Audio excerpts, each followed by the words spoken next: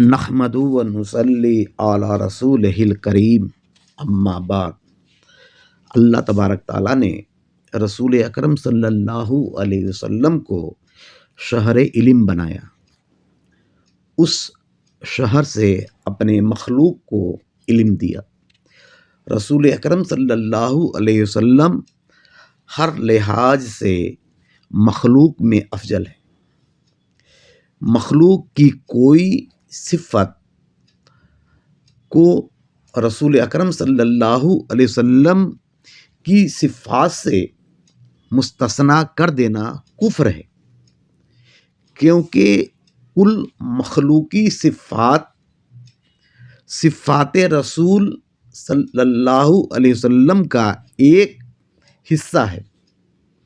وہابی مخلوق کی کچھ صفات کو رسول اکرم صلی اللہ علیہ وسلم کی صفات سے مستثنیٰ جانتا ہے، جیسے مخلوق لکھنا پڑھنا جانتا ہے، دور سے دیکھتا اور سنتا ہے، مگر رسول اکرم صلی اللہ علیہ وسلم اس صفات سے مستثنیٰ ہیں، اسی لیے وہابی کافر ہے۔